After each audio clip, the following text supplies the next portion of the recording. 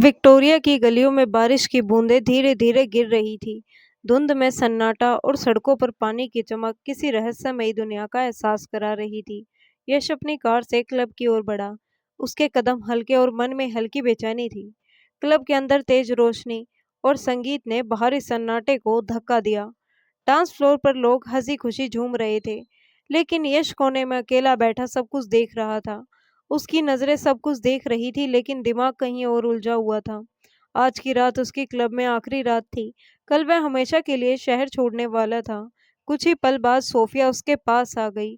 हल्की मुस्कान और आंखों में चमक लिए उसने कहा कि कल तुम जा रहे हो तो आज मेरे साथ समय बिताओ।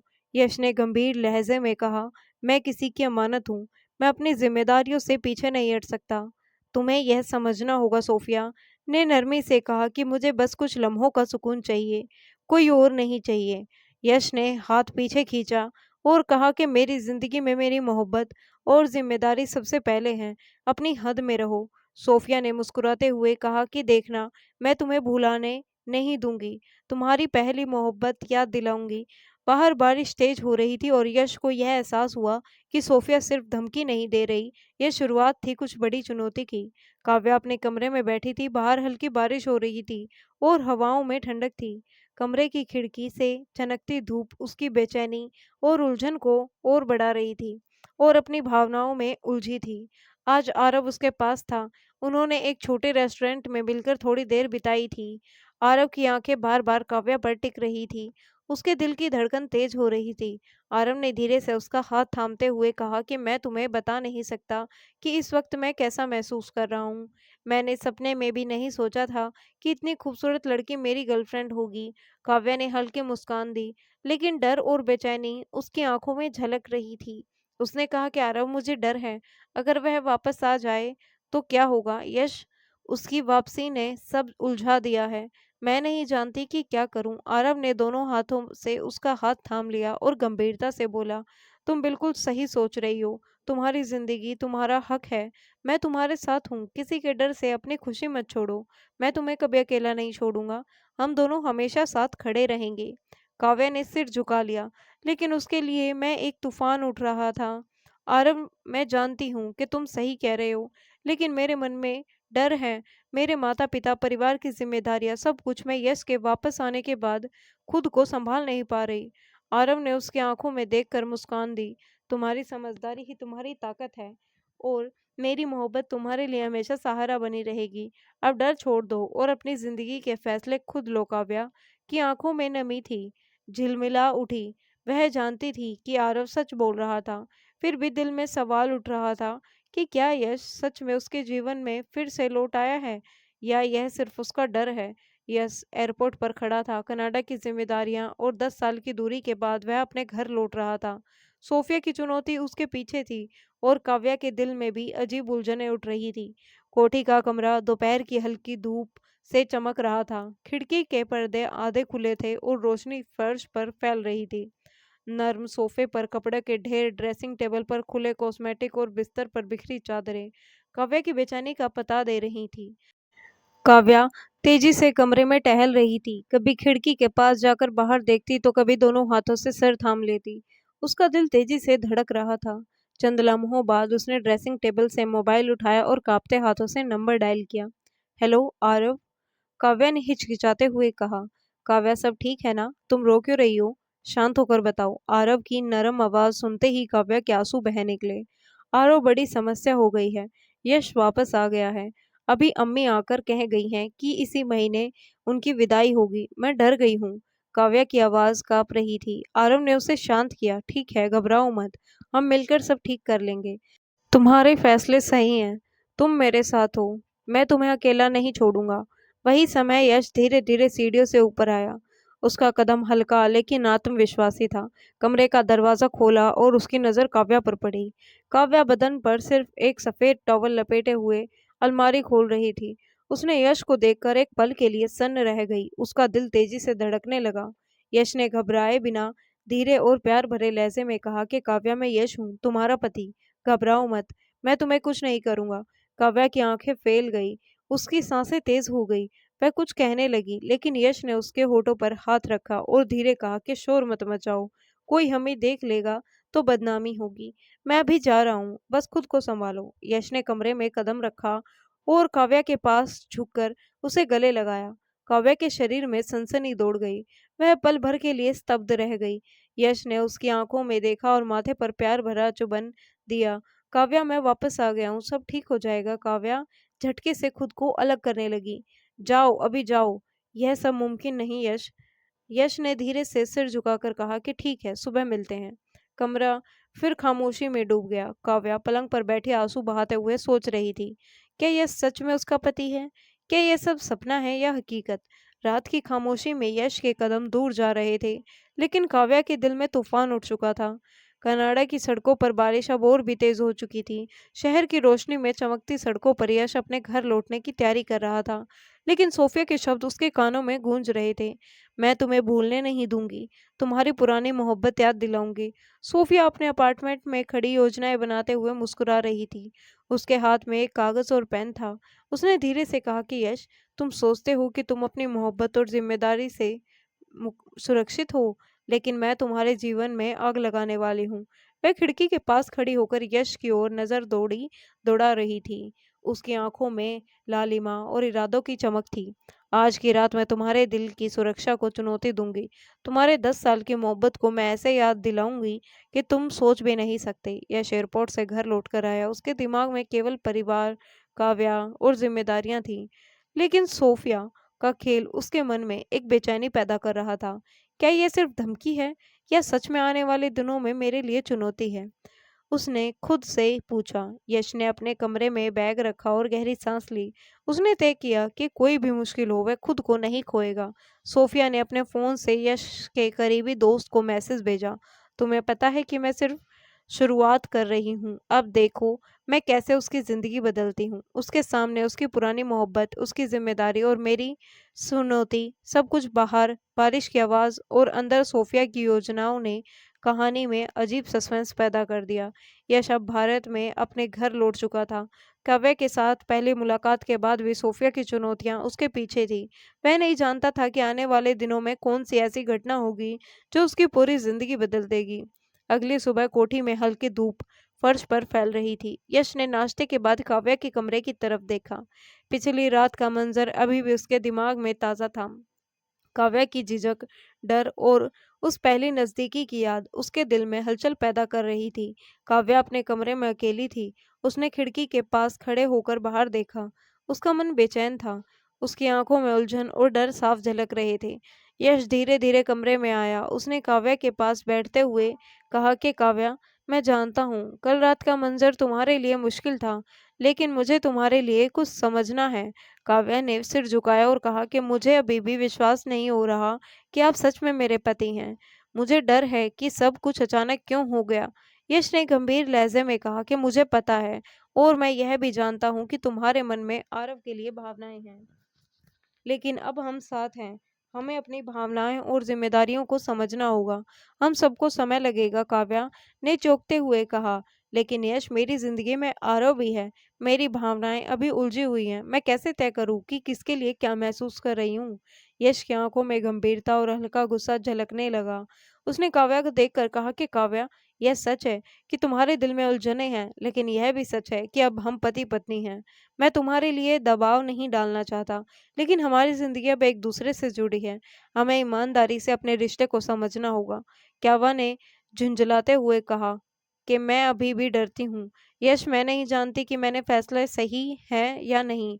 मैं किसी को ठुकरा नहीं सकती, लेकिन मेरी भावनाएं भी उलझी हुई हैं। यश ने उसका हाथ थामते हुए नरमी से कहा कि काव्य, डरो मत। हम धीरे धीरे सब समझेंगे। यह समय तुम्हारे लिए भी और मेरे लिए भी चुनौती भरा है, लेकिन हम इसे पार कर लेंगे। जैसे ही यश और काव्या के बीच यह पहली टकराव समाप्त हुआ, कमरे का दरवाजा अचानक जोर से खुला। सोफिया खड़ी थी। उसकी आंखों में लालिमा और जिद साफ झलक रही थी।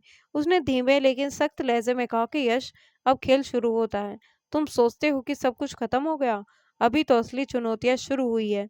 काव्या और यश दोनों की सांसें अटक गई। कविता की कोठी की खामोशी अचानक टूट गई। सोफिया का प्रवेश यश और काव्या दोनों के लिए एक झटका था।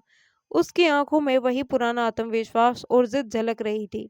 यश, अब खेल शुरू होता है। तुम सोचते हो कि सब कुछ खत्म हो गया, अभी तो असली चुनौती शुरू हुई है। यश ने गहरी सांस ली और गंभीर लहजे में कहा कि सोफिया, मैं पहले भी कह चुका हूँ, मैं तुम्हारे खेल का हिस्सा नहीं बनूंगा। अब मेरी जिंदगी मेरी जिम्मेदारी और मेरी पत्नी काव्या है। तुम अपनी हद में रहो। सोफिया ने मुस्कुराते हुए कहा, हद में रहना है यह मैं तय करूंगी। तुम मुझे जानते ही नहीं हो। मैं अपने खेल में जीतने से पहले पीछे हटती नहीं। आज तुम्हारी पुरानी मोहब्बत और तुम्हारी नई जिंदगी दोनों को मैं चुनौती दूंगी। देखना यश, तुम्हारे सामने क्या होगा। सोफिया ने अपने फोन से यश के करीबी दोस्त को व्यवसायिक संपर्क को संदेश भेजना शुरू किया। उसने धीरे धीरे यश के परिवार को और व्यवसाय के आसपास हलचल पैदा की। वह मुस्कुराते हुए बोली, यश, अब तुम्हें अपनी ताकत और अपनी मोहब्बत दोनों का असली इम्तिहान देना होगा। यह सिर्फ शुरुआत है। यश ने गंभीरता से काव्या की ओर देखा। काव्या, डर मत। यह सब सोफिया की चालें हैं। हमें एक दूसरे पर भरोसा करना होगा। तुम्हारी और मेरी जिम्मेदारी यही है कि हम एकजुट रहें। काव्या ने सिर हिलाते हुए जवाब दिया, यश, मैं जानती हूँ, लेकिन मेरा दिल अभी भी डर और उलझन में है। मुझे समय चाहिए। यश ने उसका हाथ थामते हुए कहा कि समय मिलेगा और हम इसे पार करेंगे। अब केवल यह याद रखो कि हम साथ हैं। किसी भी चुनौती से डरने की जरूरत नहीं। जैसे ही यश और काव्या अपनी हिम्मत जुटा रहे थे, सोफिया ने अपने फोन पर एक संदेश भेजा। अगले ही पल कोठी के बाहर अजीब सी हलचल होने लगी। यश ने खिड़की से देखा तो बारिश में भीगी गाड़ी धीरे धीरे कोठी के गेट की ओर बढ़ रही थी।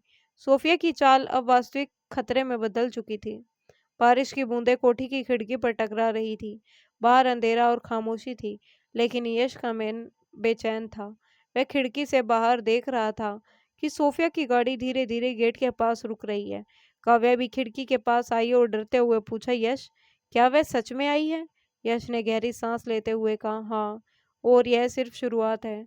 हमें एक दूसरे का साथ रखना होगा। सोफिया गाड़ी से उतरी। उसके हाथ में कुछ फाइलें और कागजात थे। उसने मुस्कुराते हुए कहा कि यश, मैं सिर्फ एक रात का खेल नहीं खेल रही। अब तुम्हारी पूरी जिंदगी मेरी चुनौती बन चुकी है। देखना, तुम्हारी हर खुशी को मैं चुनौती दूंगी। उसने सीधे यश की तरफ कदम बढ़ाया। यश ने काव्या को पीछे खिसकाते हुए कहा कि काव्या, डरो मत, मैं संभाल लूंगा। काव्या ने यश से गुस्से में कहा कि यश, मैं अब और नहीं सह सकती। तुम्हारी पुरानी मोहब्बत मेरे सामने खड़ी है और तुम उसे रोक नहीं पा रहे हो। यह सब मेरी वजह से है क्या? यश ने गंभीर होकर कहा, काव्या, यह तुम्हारी वजह से नहीं है, यह सोफिया की चाल है। हमें समझदारी से काम लेना होगा। अब यह हमारी लड़ाई है, हम दोनों मिलकर इसे सामना करेंगे। लेकिन काव्या का दिल गुस्से और डर में उलझा हुआ था। मैं डर रही हूँ यश, मैं नहीं जानती कि मैं इसे झेल पाऊंगी। यश ने उसे पकड़ते हुए कहा कि तुम डरो मत, हम साथ हैं। यह समय कठिन है, लेकिन हम इसे पार करेंगे। जैसे ही यश और काव्या अपनी रणनीति बनाने लगे, सोफिया ने अचानक फोन बजाया और हंसते हुए कहा, यश, अभी खेल की असली शुरुआत हुई है। तुम्हें अब अपनी पूरी ताकत दिखानी होगी और काव्या, तुम्हें यह पता चलेगा कि मेरी चालें कितनी खतरनाक हो सकती हैं। बारिश की तेज आवाज, कोठी के भीतर बढ़ता तनाव और सोफिया का नया कदम। कहानी में अब सस्पेंस और रोमांचक का स्तर ऊंचा हो गया था। बारिश की तेज बूंदें कोठी की छत और खिड़कियों पर पड़ रही थी। यश और काव्या अपने कमरे में खड़े थे। बाहर की हलचल और सोफिया की चाल ने उसके दिलों में बेचैनी पैदा कर दी थी। काव्या ने घबराते हुए कहा कि यश, मुझे डर लग रहा है। वह सिर्फ आकर नहीं जाएगी, वह हमें खेल में उलझाने की कोशिश करेगी। मैं नहीं जानती कि क्या करूं। यश ने गहरी सांस लेकर कहा कि काव्या, डरना सही नहीं है। हमें सोफिया की चालों का सामना मिलकर करना होगा। अब हमें अपने रिश्ते और भरोसे को मजबूत करना होगा। सोफिया अपने अपार्टमेंट में बैठी थी। उसके हाथ में यश और काव्या के जीवन से जुड़े दस्तावेज और तस्वीरें थी। उसने मुस्कुराते हुए कहा कि यश, तुम्हें लगता है कि तुम सुरक्षित हो? अब मैं तुम्हारे हर कदम को प्रभावित करूंगी। तुम्हारी पुरानी मोहब्बत और नई जिम्मेदारी दोनों को मैं चुनौती दूंगी। उसने तुरंत ही यश के सहकर्मियों और दोस्तों को संदेश भेजा। उसकी चाल थी कि यश के व्यवसाय और निजी जीवन में हलचल पैदा करना। यश ने खिड़की से बाहर देखा। सोफिया की गाड़ी अभी भी वहीं खड़ी थी। उसने गंभीर लहजे में काव्या से कहा कि काव्या, अब हमें एक योजना बनानी होगी। सोफिया के कदमों को रोकना मुश्किल होगा, लेकिन हमें मिलकर इसे पार कर सकते हैं। तुम्हें डरने की जरूरत नहीं।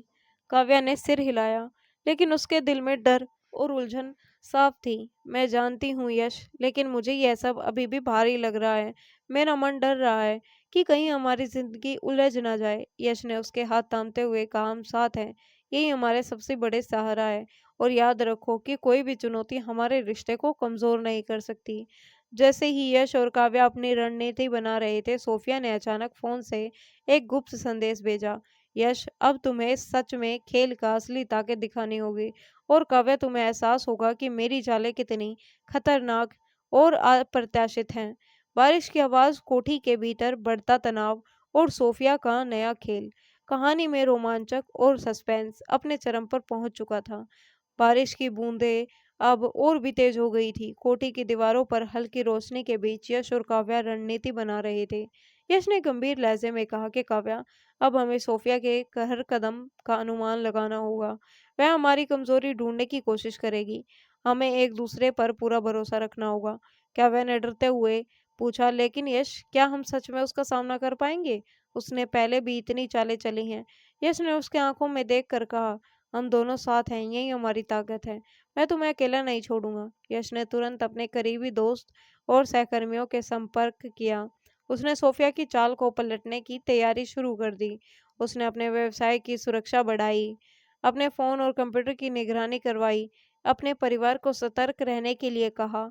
यश ने काव्या से कहा कि देखो काव्या, हम सोफिया को सीधा नहीं रोक सकते, लेकिन हम अपनी चालों से उसे मात दे सकते हैं। याद रखो, सच्ची ताकत हमेशा संयम और समझ में होती है। सोफिया ने यश की चाल को तुरंत नोटिस कर लिया। उसने मुस्कुराते हुए कहा कि यश, तुम सोचते हो कि तुम सुरक्षित हो। मेरी चालें इतनी सरल नहीं हैं। अब मैं तुम्हारे विश्वास और प्यार दोनों की परीक्षा लूंगी। मैं धीरे धीरे यश के कारोबार और परिवार के आसपास हलचल पैदा करने लगी। उसने लोगों को भ्रमित करने वाले संदेश भेजे, परिवार के सदस्यों के बीच तनाव बढ़ने की कोशिश की, यश और काव्या के बीच पहली छोटी गलतफहमी पैदा करने की योजना बनाई। बारिश लगातार बरस रही थी। कोठी के बाहर अंधेरा और रहस्यमय दोनों गहराते जा रहे थे। यश ने उस रहस्यमयी पैकेज को उठाया। उस पर सिर्फ एक लाइन लिखी थी, हर सच्चाई का एक दूसरा चेहरा होता है। काव्या उसके पास आ खड़ी हुई। क्या है इसमें? उसने घबराते हुए पूछा। यश ने धीरे धीरे पैकेज खोला। अंदर एक फाइल थी, उसमें कुछ पुरानी तस्वीरें और दस्तावेज थे। दस्तावेज में यश, सोफिया और एक छोटा बच्चा दिखाई दे रहा था। यश के चेहरे पर सन्नाटा छा गया। काव्या ने कांपती आवाज में कहा कि यह बच्चा कौन है यश? यश की आंखें भर आई। उसने फाइल बंद करते हुए कहा, यह मेरा अतीत की गलती है। जब मैं कनाडा में था, तब सोफिया ने झूठ और भावनाओं के जाल में मुझे फंसा दिया था। मैंने कभी नहीं जाना था कि उसने मेरे नाम पर बच्चा पैदा होने का झूठ फैलाया है। लेकिन ये तस्वीरें, ये सब उसकी चाल है। काव्या, वह हमें तोड़ना चाहती है। काव्या की आंखों में आंसू गिरने लगे। लेकिन यश, अगर यह सच हुआ तो? यश ने उसका चेहरा अपने हाथों में लेते हुए कहा कि काव्या, मैंने कभी किसी से इतना सच्चा प्यार नहीं किया जितना तुमसे। सोफिया की हर चाल मेरे अतीत की परछाई है, लेकिन मेरा वर्तमान और मेरा भविष्य सिर्फ तुम हो। उसी वक्त बाहर गाड़ी की लाइटें कोठी के गेट पर चमकी। सोफिया उतर रही थी। उसके चेहरे पर वही मुस्कान, आत्मविश्वास और पागलपन का मिश्रण। वह अंदर आई और फाइलें यश की ओर फेंक दी। यश, अब बोलो, क्या यह झूठ है? क्या तुम मुझे भूल गए? क्या मैं कुछ नहीं हूं तुम्हारी जिंदगी में? यश ने शांत स्वर में कहा कि सोफिया, यह सब खत्म हो चुका है। झूठ को सच बनाकर किसी की जिंदगी तबाह नहीं की जा सकती। तुम मेरे अतीत की गलती हो, लेकिन अब मेरा वर्तमान मेरी पत्नी काव्या है। सोफिया हंस पड़ी। तुम सोचते हो कि मैं इतनी आसानी से हार मान लूंगी? मैंने तुम्हें खोया नहीं, बस तुम्हें याद दिलाने आई हूँ कि प्यार और पागलपन के बीच की रेखा कितनी पतली होती है। इतना कहकर उसने अपनी जेब से कुछ निकालना चाहा, लेकिन तभी पुलिस की गाड़ी का सायरन सुनाई दिया। यश ने पहले ही सबूत इकट्ठा कर पुलिस को बुला लिया था। सोफिया का खेल खत्म। तुम्हारे सारे ईमेल, मैसेज और धमकियों के सबूत मेरे पास हैं। अब तुम्हें अपने कर्मों की सजा मिलेगी। सोफिया की आंखों में हैरानी और गुस्सा दोनों थे। यश, तुमने मेरे साथ ये नहीं, सही नहीं किया। यश ने शांत लहजे में कहा, यह मैंने अपने और काव्या के लिए किया। प्यार कभी किसी को तोड़ने के लिए नहीं होता, बल्कि एक दूसरे को बचाने के लिए होता है। सोफिया को पुलिस ने ले जाया। बारिश अब भी तेज थी, लेकिन इस बार वह डर नहीं रही थी, सुकून लेकर आई थी। काव्या यश के पास आई। उसकी आंखों में आंसू थे, लेकिन इस बार राहत के। यश, अब सब कुछ खत्म हो गया है। यश ने उसके माथे को चूमते हुए कहा, नहीं, अब सब शुरू हुआ है। अब हमारी जिंदगी में डर नहीं, बस सुकून होगा। और शायद यही सच्चा प्यार है, जब दो लोग साथ होकर हर अंधेरे को जीत जाते हैं। बारिश की बूंदें धीरे धीरे फिर रुक गई। कोठी की खिड़कियों से रोशनी झांक रही थी। यश और काव्या ने एक दूसरे का हाथ थाम लिया और जिंदगी का नया अध्याय शुरू किया। हर तूफान के बाद सुकून की एक सुबह ज़रूर आती है। दोस्तों, यह थी हमारी छोटी सी कहानी। अगर आपको अच्छी लगी हो तो हमें कमेंट में ज़रूर बताएं और हमारी वीडियो को भी लाइक करें। मिलते हैं कल आपसे एक और नई कहानी के साथ।